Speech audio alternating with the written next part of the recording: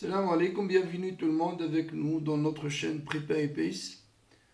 On s'intéresse aujourd'hui au chapitre suite et série de fonctions. On va commencer donc le premier exercice de TD de ce chapitre-là. Bon, la première page de travaux dirigés, elle est consacrée aux suites de fonctions. Donc on a un exercice sur les modes de convergence et après deux autres exercices sur la permutation intégrale et suite de fonctions et un autre sur la convergence uniforme. D'accord. Dans cet épisode, on va parler un peu sur les modes de convergence. On va étudier quelques exemples. Ok. Bon, dans chaque vidéo, on aura bien sûr un exemple ou deux pour faire l'étude, si vous voulez, d'une telle suite de fonctions, sa convergence simple et sa convergence uniforme. Donc, ici, on s'intéresse de TD.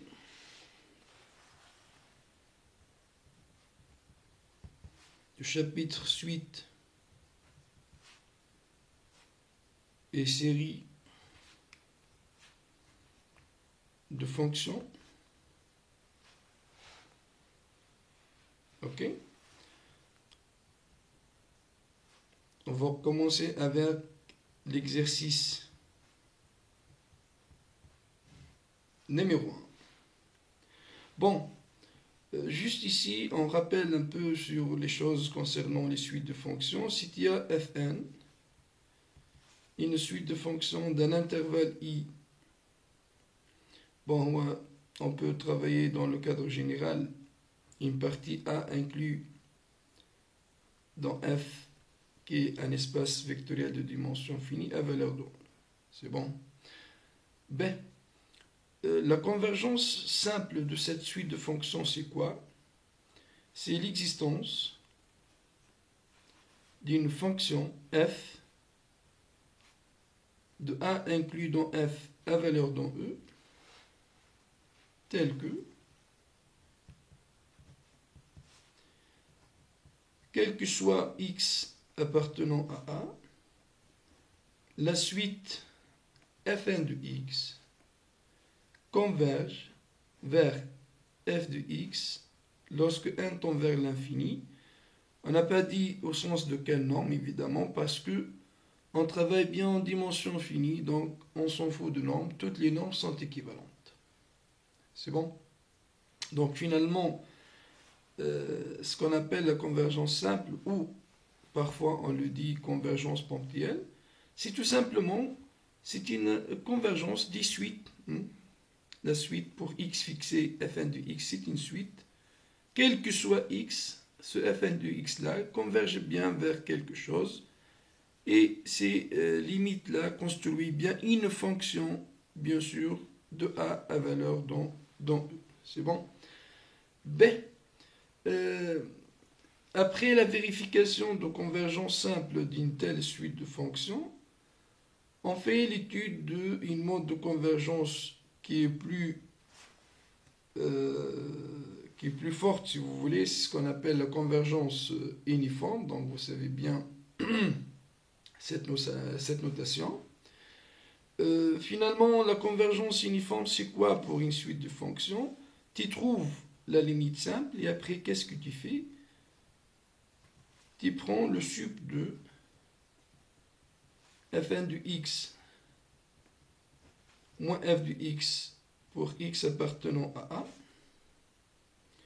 Bon, ce sup-là, bon, évidemment, ça, c'est, je prends en norme, la norme 2. En tout cas. Ce sup-là, il pourra être infini, donc on s'en fout. Hein. Finalement, tu prends le sup sur A, et quel que soit n, ça te donne bien un certain alpha n. C'est qui est ce sup-là. C'est bon? La convergence uniforme sur quoi?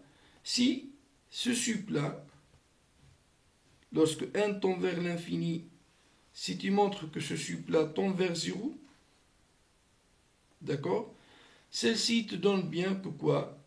Que le Fn converge uniformément vers ce f-là, qui est sa limite simple. Et cette convergence simple devient, de cette façon-là, convergence uniforme. C'est bon? Bon. Et pour cela, on explicite parfois ce sup, en faisant des études de fonctions. Je sais pas, lorsque le travail se fait dans R en général, ça c'est le cadre général. Parfois, on travaille dans un autre espace vectoriel. Lorsque tu travailles dans R, tu trouves une telle fonction, valeur absolue de fn moins f. Et tu as besoin de trouver le sup, donc tu l'explicites en faisant une étude de fonction, quelque chose comme ça. Et parfois, on n'est pas besoin, si vous voulez, de trouver à quoi est égal le sup exactement. Il nous suffira de faire quoi? De trouver une certaine suite alpha n telle que la norme de fn de x moins f de x soit plus petit que alpha n, quel que soit x appartenant à, et quel que soit n, bien sûr, appartient à n ou l à partir d'un certain rang, on s'en fout. Et sur cette suite-là, alpha n tend vers 0 lorsque n tend vers l'infini. Donc, si tu trouves un majorant, indépendamment de x, évidemment, de fn moins f en norme, cette suite-là de limite nulle, ça te donne bien que fn converge. Donc, si tu as ces deux conditions-là, c'est suffisant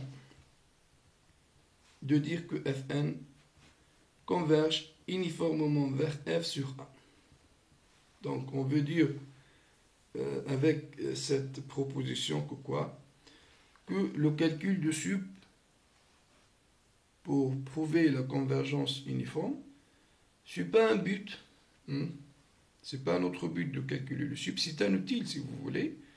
Parfois, on n'a pas besoin de trouver le sup, il nous suffit de trouver le alpha n.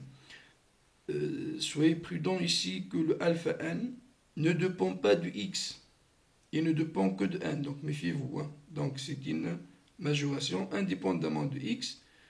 Et le alpha n, bien sûr, doit être de limite nulle pour conclure que fn converge uniformément vers f. D'accord, donc le voilà.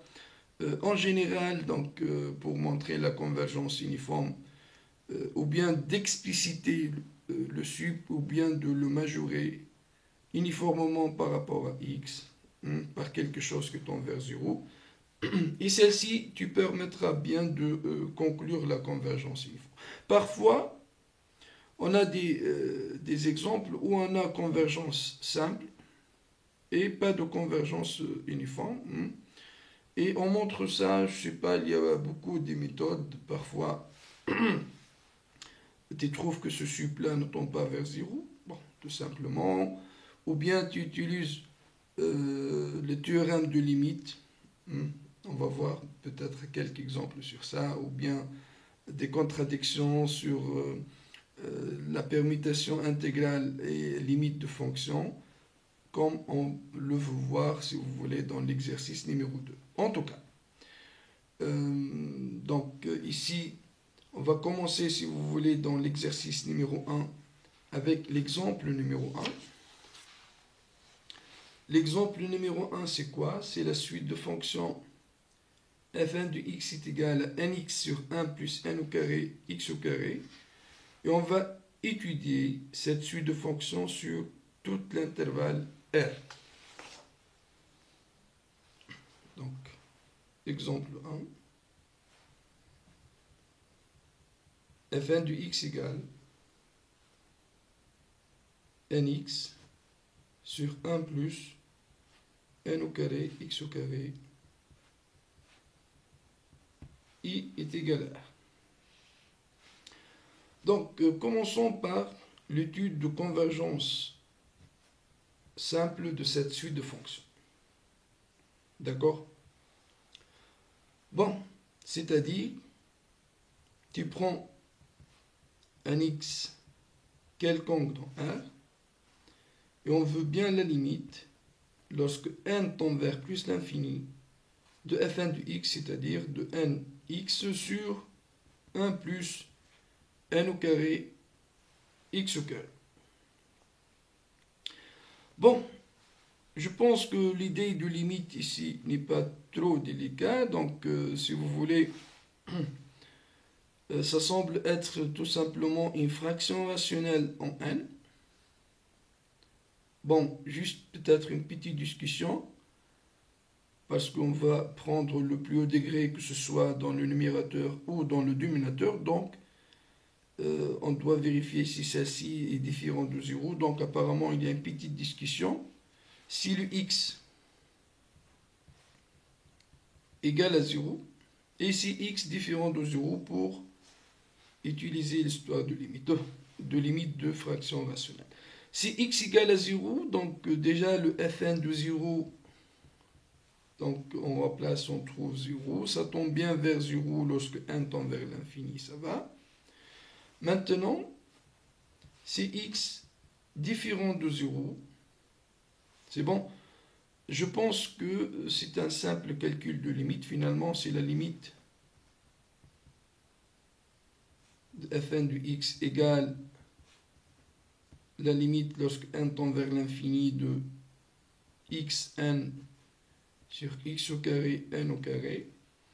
Et celle-ci, ça vaut tout simplement 1 sur xn, donc pour cette fraction, la limite égale à 0, clairement. Donc, pour x égale à 0 et pour x différent de 0, toujours la limite lorsque n tend vers l'infini, ça vaut 0. C'est-à-dire que cette suite de fonctions fn, qu'est-ce qu'il fait? Elle converge simplement vers l'application qu'il y a toute x dans R associé 0, c'est-à-dire c'est l'application nulle, sur tout l'intervalle R. D'accord, donc vous voyez bien, concernant la convergence simple, on n'a pas de problème, tout est bon. On a trouvé que cette suite de fonctions converge bien simplement vers l'application nulle sur toute l'intervalle. D'accord. On va passer maintenant pour étudier la convergence uniforme. Pour la convergence uniforme, on a besoin de travailler sur le sup lorsque x varie dans R, de quoi? De valeur absolue de fn de x moins f de x, comme j'ai dit, sur R. C'est bon? Bon, le f de x, évidemment, c'est, on parle bien de sa limite simple. Mais sa limite simple, c'est l'application nulle. Donc, finalement, ça, c'est un 0. Autrement dit, on a besoin de quoi? De sup, lorsque x varie dans R, de valeur absolue de fn de x.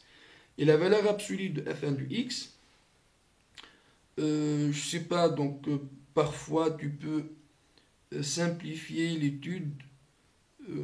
Par exemple, tu simplifies bien l'intervalle d'étude. Disons, je pense que c'est clair pour vous, hein, que l'application valeur absolue de fn de x, c'est une application paire, donc juste ici tu fais rentrer la valeur absolue pour cette fonction-là. Tu trouves n valeur absolue de x, et ici c'est une expression paire. Donc finalement, par parité, vous savez bien que pour une fonction qui est paire, le sup sur R, c'est tout simplement le sup sur, disons, R plus ou R moins, tu fais le choix. C'est parce que valeur absolue de fn est paire. Bon, ça simplifie un peu le travail, ça vaut mieux de simplifier les choses lorsque c'est possible, pourquoi pas. D'accord? Lorsque x varie dans R+, déjà, donc vous avez bien nx est positif et le dénominateur aussi, il est bien positif. Donc on a besoin tout simplement de quoi? De sup, de le fn du x lui-même, parce que ici, comme j'ai dit, il est positif, lorsque x varie dans R+. Ça va, c'est largement suffisant pour trouver ce sup-là qu'on cherche, et après on va essayer de vérifier si ces sup-là tombent vers 0 lorsque n tend vers l'infini, pour voir si on a convergence uniforme ou non. Donc le voilà. Hein. D'accord? Ok. Alors, si tu peux remarquer quelque chose concernant, je sais pas, hein, on parle dans l'absolu, on a besoin de montrer, si vous voulez, peut-être si Fn-là converge vraiment uniformément. Donc, tu vas essayer de trouver quelque chose, comme on a dit, un certain alpha n qui majore la valeur absolue de ça, indépendamment de x qui tend vers 0, si tu estimes bien que tu as convergence uniforme. Si tu n'as pas quelque chose qui est remarquable, donc tu ne vas pas perdre beaucoup de temps en cherchant, si vous voulez, ce majorant-là. Si c'est remarquable, c'est bien. Sinon, tu passes, bien sûr, pour un simple étude de fonction, c'est-à-dire, tu vas chercher le sub de ça sur R+, donc juste ici, tu dis que Fn est bien dérivable sur R+, bon, il est déjà dérivable partout parce que le dénominateur, il est continu, non nul et tout est bon en fraction, qui n'admet pas d'épaule. Et la dérivée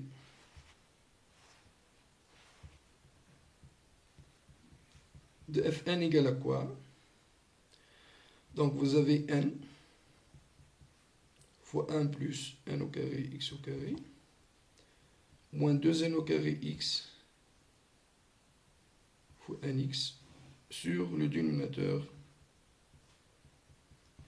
au carré. Celle-ci, qu'est-ce qu'il te donne? Il te donne, donc ici vous avez un n plus n puissance 3 x au carré moins 2 n puissance 3 x au carré sur le dénominateur. Donc finalement tu auras bien que celle-ci égale à n moins n3 x2 sur ce dénominateur. Et ici c'est finalement n fois, il reste bien 1 moins n au carré x au carré sur ce dénominateur. Donc Fn' égale à 0. On cherche bien le 0, on veut bien dresser le tableau de variation tout simplement. Hein. Si seulement si 1 moins n au carré x au carré égale à 0, si seulement si, donc le x est égal à 1 sur n, parce qu'on travaille bien sûr sur la partie positive. C'est bon? Celui-ci te donne bien le tableau de variation, donc le x varie de 0 à l'infini. Ça, c'est le signe de Fn'. Et après le Fn, donc il s'annule bien en 1 sur n. C'est bien. Bon, celle-ci, c'est, vous voyez bien, donc il est, cette partie-là, le x2, il est croissante, moins ça, il est décroissante, donc ça commence bien par une partie positive. Et après, négatif pour cette fonction strictement décroissante. Ça donne bien que ça c'est croissante et décroissante. L'image de Fn en 0, on sait bien que c'est un 0. Et à l'infini, vous avez bien, lorsque x tend vers l'infini, le Fn tend bien vers 0. Donc ça va. Et ici, c'est Fn de 1 sur 1. Donc clairement, je pense devant vous que quoi? Que le sup de Fn du x, lorsque x varie dans R+, ce sup-là, il est atteint en 1 sur 1, c'est-à-dire c'est égal à Fn de 1 sur 1. Et on remplace qu'est-ce qu'on trouve? Donc vous avez bien n fois 1 sur 1 plus n au carré fois 1 sur n au carré, et cette quantité c'est égal à 1 demi. C'est-à-dire, Finalement, ce sub-là, c'est autre que le sub de fn du x en valeur absolue pour x varie sur tout R. Donc, si on a trouvé que c'est égal à 1 demi, vous êtes bien sûr d'accord que ce 1 demi-là ne tend pas vers 0 lorsque 1 tend vers l'infini. Le sub de fn du x moins f du x ne tend pas vers 0, c'est-à-dire quoi? Que fn ne converge pas uniformément vers sa limite, bien sûr il y a l'application nulle sur n. Donc on a trouvé que pas de convergence uniforme. Bon, juste une remarque ici, parfois c'est acceptable si quelqu'un a remarqué directement, après la démonstration de convergence simple, il a vu cette expression, et il a remarqué que si je remplace x par 1 sur 1, parce que vous voyez bien ici, n fois x, n au carré fois x carré, c'est comme si tu remplaces x par 1 sur 1, tu auras une constante ici aussi, tu auras une constante, donc finalement tu trouves 1 sur 2. Si tu remarques ça, et tu dis, le voilà, donc on a un résultat, je pense que vous le savez bien. Qu'est-ce qu'il dit ce résultat? C'est une proposition que vous pouvez l'utiliser évidemment. Si tu trouves une suite xn inclus dans A telle que fn du xn moins f du xn, bien sûr f c'est la limite simple, et je parle d'un résultat dans le cadre de vérification si il y a convergence uniforme ou non. Si tu as remarqué l'existence d'une suite xn telle que fn du xn moins f du xn ne tend pas vers 0 lorsque 1 tend vers l'infini, tu dis alors que fn, ça va, ne converge pas uniformément vers f sur la partie A. Donc ça, c'est un résultat que vous pouvez l'utiliser. Il y a quelqu'un que pourra bien ici, comme j'ai dit, il voit bien le fn. Après il y a la vérification, comme j'ai dit, de limite simple. Et il dit, le voilà. Si je remplace x par 1 sur n, je trouve quelque chose qui ne tend pas vers 0, c'est-à-dire fn de 1 sur n moins l'application nulle appliquée à 1 sur n est égal à 1 demi. Ce 1 demi-là ne tend pas vers 0. Lorsque 1 tend vers l'infini, et celle-ci te donne bien que pas de convergence uniforme. Donc dans les deux cas, il y en a beaucoup de méthodes évidemment pour montrer ce non-convergence uniforme. Donc nous voilà, si vous voulez, l'idée de cet premier exemple. Je peux vous poser, si vous voulez, une petite question avant de quitter cet épisode. C'est, tu as vu bien ici le tableau de variation de Fn, n'est-ce pas? Et tu as bien trouvé le sup sur toute R, d'accord. Est-ce que vous pourrez bien ici trouver le domaine sur lequel on peut avoir convergence uniforme de Fn vers l'application nulle? Pour le moment, tu as bien que Fn ne converge pas uniformément vers sa limite simple sur toute R. Est-ce qu'on pourra trouver un domaine, bien sûr, ça ne va pas être R parce que sur R, pas de convergence uniforme, sur lequel on a convergence uniforme de Fn vers sa limite simple? Bon, vous pouvez bien sûr penser sur cette question-là. Peut-être on va répondre à ça dans la correction de l'exemple numéro 5 parce que on va passer par une idée qui est analogue, hein, ok, de voir comment on peut manipuler le domaine sur lequel on travaille, comment on peut, si vous voulez, étudier le problème de convergence uniforme, la non-convergence uniforme, ça devient de quoi? Et on s'éloigne un peu du point où il y a le problème, et après on trouve ce qu'on veut. D'accord? Donc, vous pouvez penser, comme j'ai dit, à cette question-là, en attendant la correction de l'exemple 5 de cet exercice. Bon, j'espère bien que ça a été clair pour vous. On vous remercie pour votre attention et au revoir dans la prochaine épisode. Au revoir.